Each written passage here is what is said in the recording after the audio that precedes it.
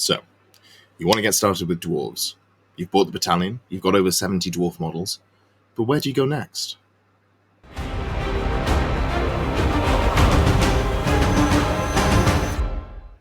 This is going to be a little bit more of a free-flowing video than some of the other videos where I've talked about how to get started with a couple of different factions. The reason for that is we're looking at how to finish off an army, and while it's very easy for me to say if you want to get started with a faction, here's the most price-efficient way to take models that don't suck, it's a little more difficult if you're looking at rounding out an army, especially once you take the arcane journals into effect and you start looking at different ways to play the faction. So I'm going to look at a couple of different options. I'm going to give a list at the end for how I would personally build a Grand Army list, which, while not one of the two new armies, I think has benefited a lot from the Arcane Journal and is quite fun to play now more than it was before. So let's get into what I think the best things to pick up for your army are if you want to play dwarves.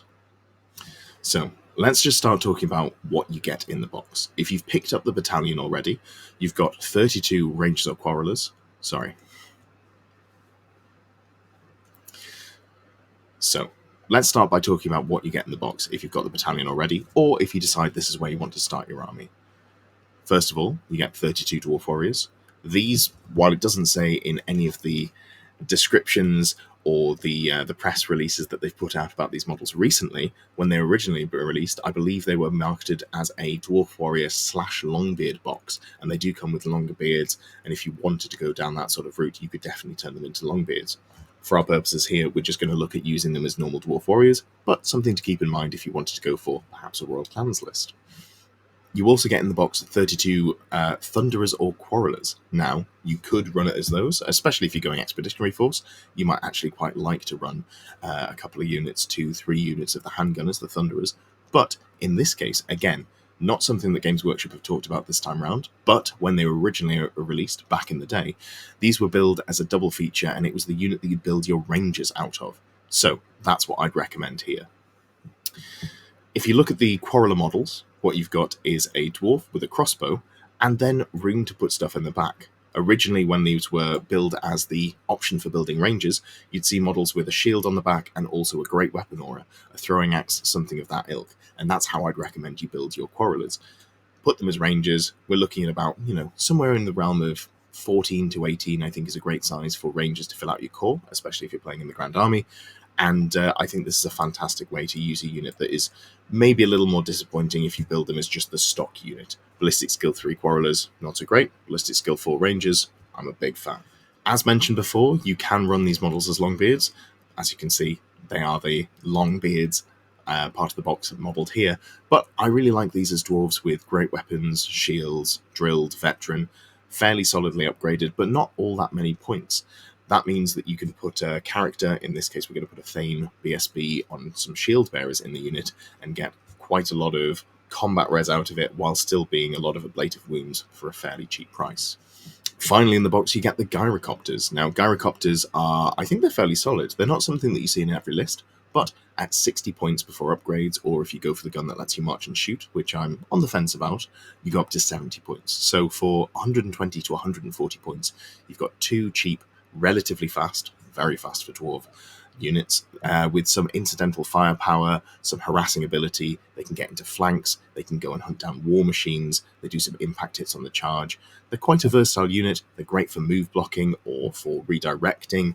I really like the Gyrocopters. I think there's some interesting play with taking bigger units of them, but in this case, a couple of just individual models, 120 points out of your list, I think you're going to be quite pleased at using those to defend your slower, less mobile lines as the enemy comes towards you. So enough about what we've already got. What are we going to buy to add to this? Well, the first thing I'd recommend is the Dwarf Lords with Shield Bearers. This comes in retail at £31.50. If you're looking at a third party such as Element Games, you're probably going to be looking at about £26 to £27. They're coming in, I believe, at £26.80, give or take, from Element Games. The only downside of this is that they come without a BSB.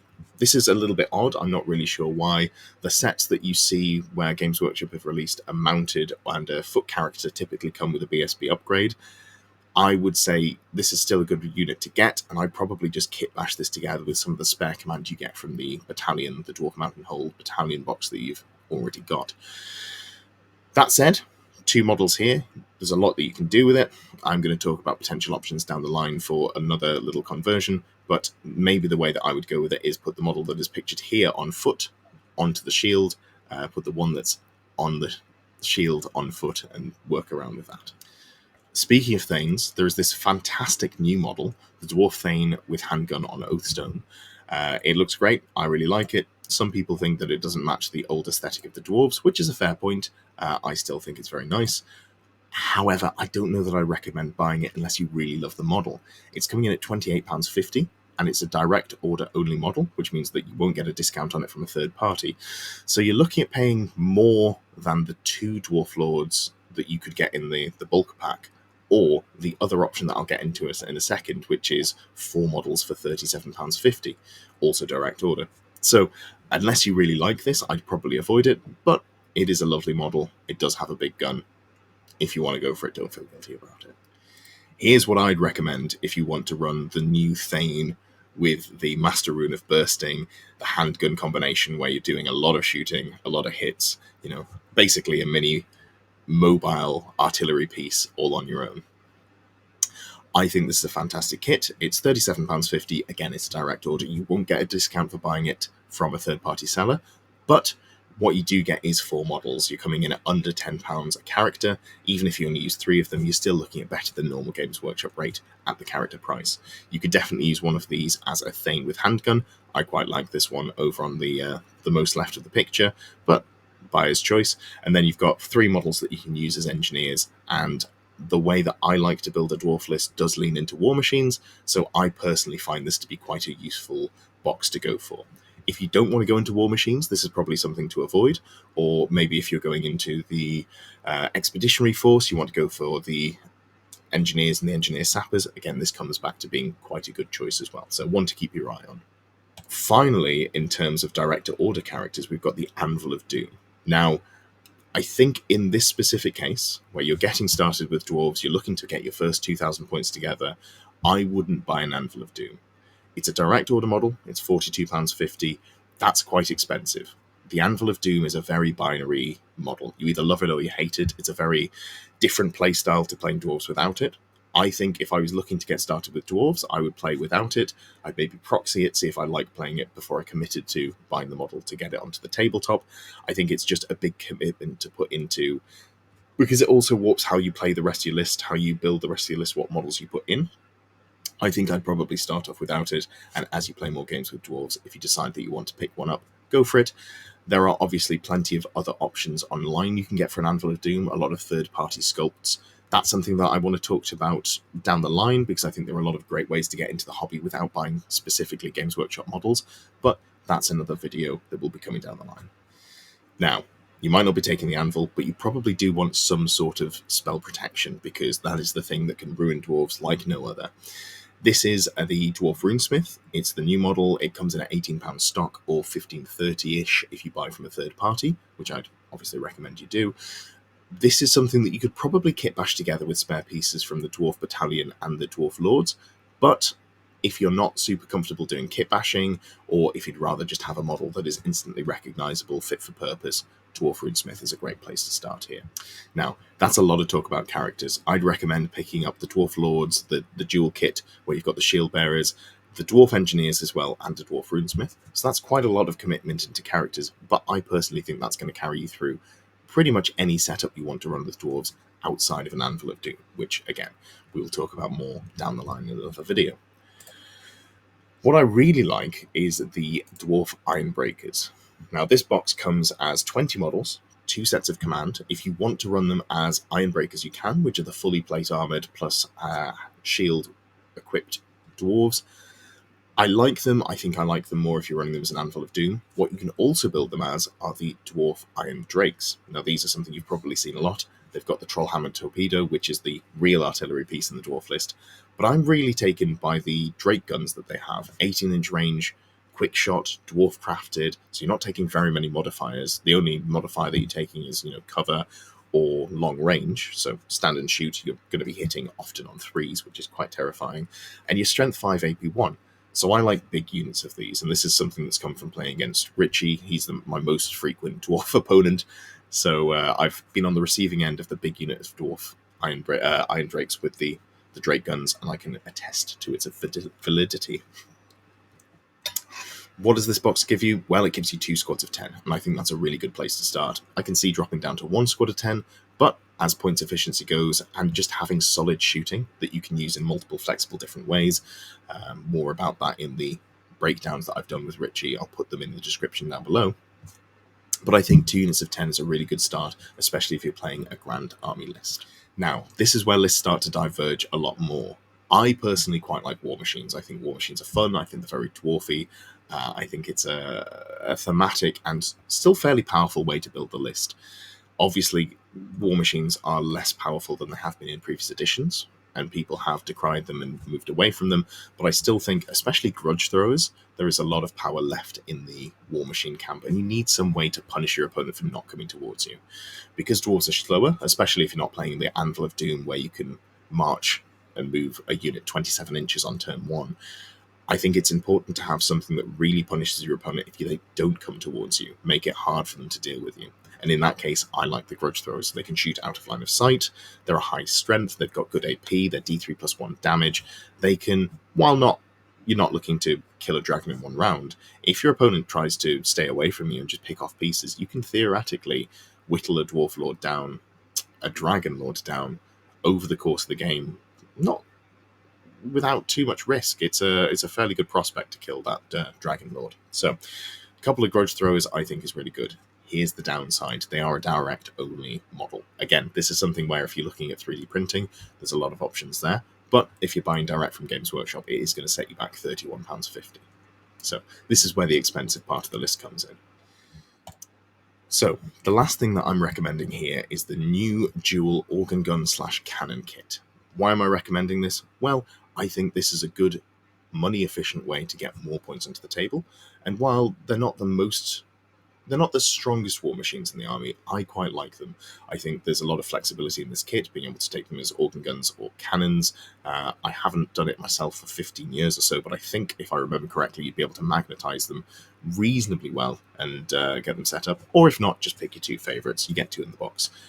Go with what you want to go with on those. But I think an organ gun is aggressively fine. It's less damage output than a Hellblaster volley gun, but it does have more range, which I think is quite good. And then the cannons as well, while not, in my opinion, as good as the Grudge Thrower, they are more likely to hit, and the cost of them, if we're being honest here. But a cannon's something that you can put in a list a little bit more efficiently on a points per cost basis. So I talked about cost there a couple of times, and while we haven't officially seen the cost, the price that I have been sent is £35.50.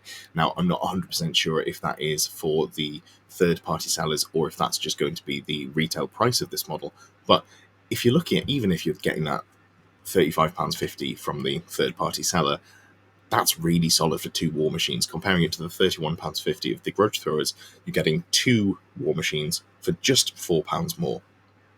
Something that I think is a great place to start with this dwarf list. So I've talked a lot about the models that I'd be buying, but where does that leave us in terms of looking at a 2,000 points dwarf list? So I've started off with a grand army. I think if you're starting off with dwarves, it's quite a good place to start. It's very flexible. You can put all of the models in.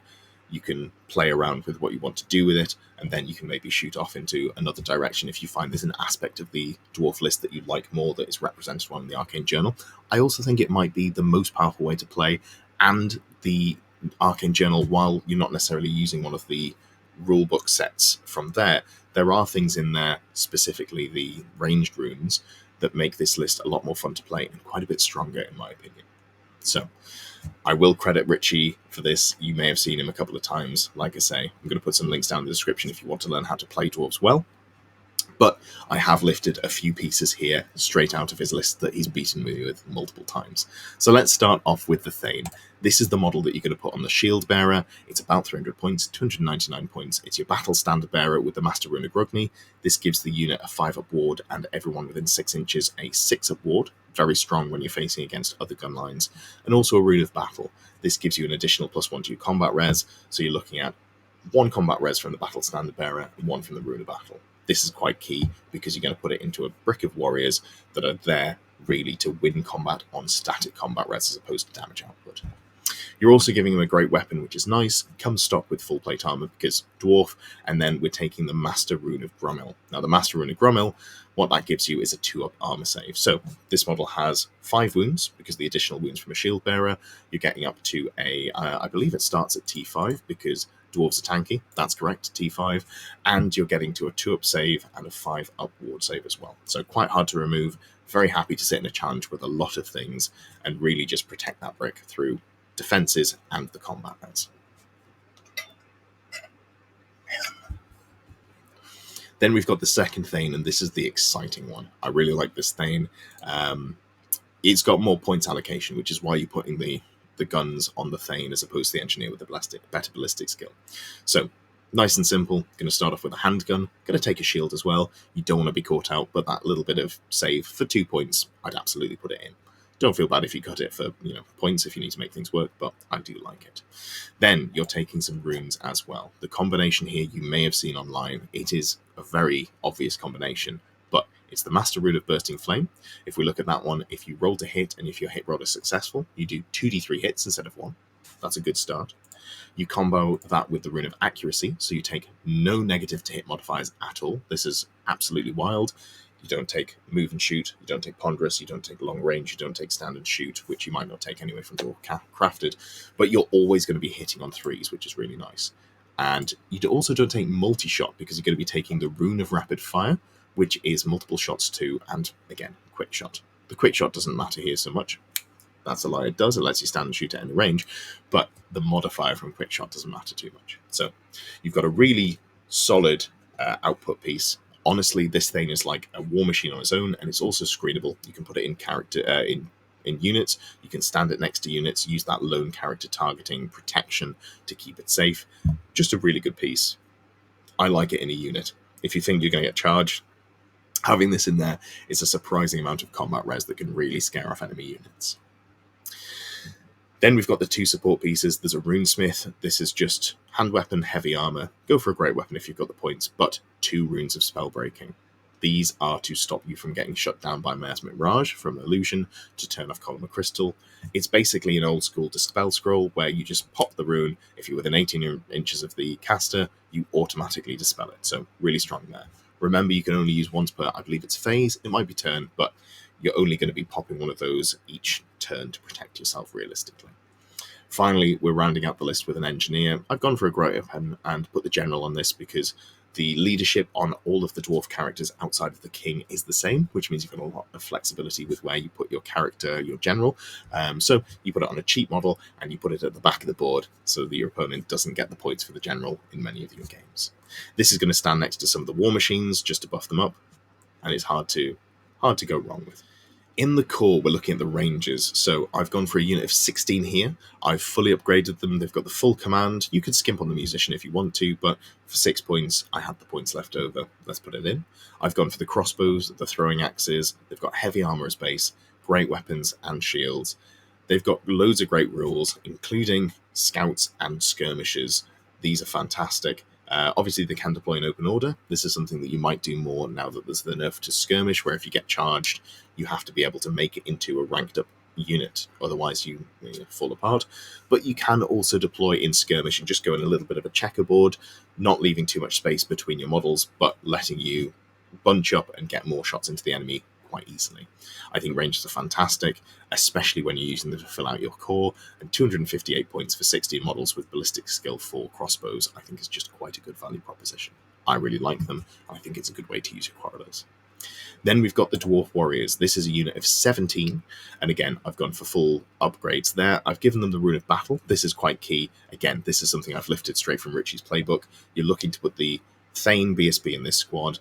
You've got the Standard Bearer for an additional point of combat res, and you've got the Rune of Battle. So between the 2 Standard Bearers, you're looking at 4 combat res already. Then you've got Close Order and a couple of ranks. You can get up to combat res 7, which is the break point for beating a dragon. If the dragon challenges out a champion, kills it, does max overkill, and gets the Close Order bonus as well, that takes them to 7. You're at combat res of 7. You've got a Musician. You win. Fantastic stuff. How have I set them up? Well, they've got great weapons, shields, drills, and veteran. And that means that for your unit of 17 models, you're paying 244 points. And I don't think that's too many. I think that's a really solid, flexible unit. Being able to go into marching column and still charge later on down the line is very nice. And it just lets you get around the board, get them to where you need to be, do some maneuvers at the start of your turn. All the good stuff there, at the start of your move, I should say. Then we're on to the special, and this is always where the most fun things live. And we've got 2 gyrocopters. I've just gone for the steam guns. Again, you can upgrade them if you want to. You can go for the clatter guns at 10 points, that lets you march and shoot, or the brimstone guns, which have the best damage output, realistically, assuming you're not getting incredible template usage. But I'm using these as redirectors, I'm using them as move blockers, I'm going to use them as pseudo-eagles to harass my enemy's war machines. That's how I envision them being used in this kit list. I've also got 2 Grudge Throwers. Now, I did have to skimp a little bit on the runes. I like having runes on all of my war machines where I can, because it turns out magical attacks sometimes are just really important. This list does have a lot of magical attacks already, so it's not the end of the world, and if you put the Runesmith in with the Rangers, for example, you can buff them up with, I believe it's flaming attacks and additional armor bane 2, so you can get some really spicy shots off. But in this case, I've gone for 2 Grudge Throwers, and I've given 1 the Rune of Reloading, which means even if you've misfired, you are still able to shoot again on your next turn. 5 points, it's very efficient. I just didn't have any points to put anything else onto the Grudge Thrower there. I've also gone for a naked cannon, and this is because my rare slots are full, and I wanted to use both of the war machines from the box. I don't think a cannon is bad. I think as a third piece that threatens a dragon, it's quite nice. But this is something you could definitely play around with. Maybe look at another Orkan gun, cut some of the Irondrakes, maybe put some Ironbreakers in the list. Lots of options you can go for. Speaking of Irondrakes, I've gone for 2 squads, 1 squad of 10, 1 squad of 9, just to make the points work. They have got the fully upgraded unit in terms of they've got a champion with the Trollhammer Torpedo and the Cinderblast Bombs. Cinderblast Bombs are a really nice piece. It's d6 plus 1 hits if you hit, flaming attacks and quick shot. So strength 5, AP 1. Basically, this unit is very hard to charge into unless you're going in with something like a dragon. They're going to take a lot of punishment on the way in. You've got the Trollhammer Torpedo. You've probably seen this before. It's strength 8, AP 3, multiple wounds D3. Dwarf crafted as well, so you're not taking standard shoot penalties. All of the good stuff there. So that's quite a nice threat when paired with the other couple of pieces in the list, such as the Grudge Throwers, that are going to threaten the big beasties. And yeah, just the Drake guns. I didn't plumb for the drilled in this case because I'm probably just going to put them as a unit line of 10 and leave them stationary as much as possible as my opponent moves towards me. Same goes for the unit of 9, and then finally rounding out with an organ gun. Organ guns are something that are very much a pet unit for me. I know people don't necessarily love them, but a double, rolling 2 artillery dice and getting loads of shots in with the reliability of an engineer, I think that is at baseline okay, and I think it's a fun unit to play around with, so I'd recommend giving them a go. Maybe you want to play around with them before you fully build them and you decide how you want to use your war machines, but that's how I'd recommend building this list. So all in all, I think that's quite a balanced 2,000 point list for dwarves. You've got a good amount of shooting, especially with the Thane in there. You've got reliability in terms of the engineer. You've got a melee combat res brick. You've got the rangers who are surprisingly good in melee as well with their great weapons. You've got some, spell protection from the Runesmith, and I think it rounds out quite nicely for a list that will do you well into most armies. So that's how I'd recommend you fill out your dwarf list, but maybe you want to do things differently. Let me know in the comments. Is there anything that you particularly like? How would you build out the expeditionary force, or maybe the royal host? I'd probably go with a lot of longbeards if I go royal host. That's the way that I'd take that. I didn't mention any of the new slayers. The new slayers are fantastic, but if you're taking them in the grand army, a little harder to fit in because you have to take them as mercenaries. Really looking forward to hearing how you're all going to be building them. If you want to let me know, you can either put it down in the comments below, or also check out our Discord. I have got a link down to that one as well. It's not a paid Discord. You're welcome to join and just chat. We've got a great growing community. Really enjoying talking to people on there as well. Huge thanks to my Grand Knight tier supporters, Morpheus Gaming and Mechanite, and Krieg Hammer. Thank you as well to everyone else who has supported the channel. Their name should be on the screen right now. If you enjoy what I do and want to support me, you too can become a member down below. There is access to special channels in the Discord, various other bits and pieces, including discounts on Saffron Slam tickets. More of those will be coming next year. Also, a huge help is subscribing, liking, leaving comments, all of that good stuff. If you want to, there is another video coming up over here and a subscription link over there if you haven't already. Thanks for watching.